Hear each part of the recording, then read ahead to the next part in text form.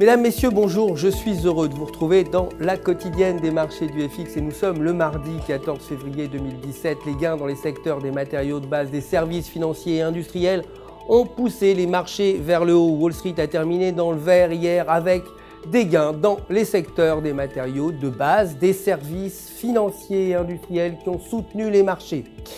Le Dow Jones a donc augmenté de 0,52% et le S&P 500 d'ailleurs et le Nasdaq aussi ont tous deux progressé, ont tous deux gagné 0,52% également. A noter l'action Amazon qui a progressé de 1,10% à 836,53 $. Le dollar américain a progressé face aux devises majeures lundi dans l'espoir que les réductions d'impôts aux États-Unis allaient raviver les profits des entreprises et les investissements. Les investisseurs pensent également que la Fed pourrait augmenter ses taux plus rapidement. Aujourd'hui, la présidente de la Réserve fédérale, Janet Yellen, doit témoigner sur le rapport semestriel sur la politique monétaire devant le comité bancaire du Sénat à 15h GMT. Une forte volatilité d'ailleurs attendue.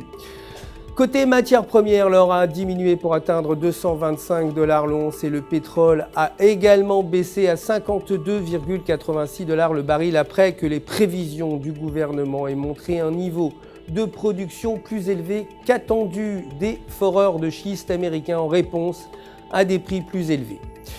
Du côté des devises, l'euro a terminé en baisse face au dollar avec les marchés qui continuent de surveiller les événements en Grèce alors que les efforts continuent pour conclure un accord sur son prochain paiement avant le 20 février prochain. Techniquement, sur le graphique horaire, la paire évolue sous une ligne de tendance baissière avec un RSI négatif sous 50 et en maintenant ces conditions, la paire pourrait continuer de baisser vers la zone des 1,0450 alors qu'un franchissement de cette ligne de tendance pousserait la paire vers un 0,700. Pour terminer, la livre sterling a peu évolué face au dollar lundi. Techniquement, sur le graphique de 4 heures, la paire évolue au-dessus de sa moyenne mobile à 20 jours avec un ADX au-dessus de 20.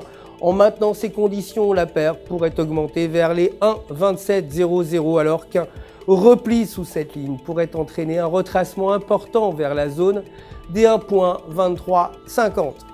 C'est tout pour aujourd'hui. Merci de nous avoir suivis. Je vous retrouverai évidemment avec grand plaisir demain matin pour la suite de l'actualité des marchés du FX. En attendant, n'oubliez pas de vous connecter sur www.ufx.com pour tout votre trading et pour retrouver votre gestionnaire de compte personnel prêt à répondre à toutes vos questions. Toute l'équipe du FX jointe à moi pour vous souhaiter une excellente semaine sur les marchés.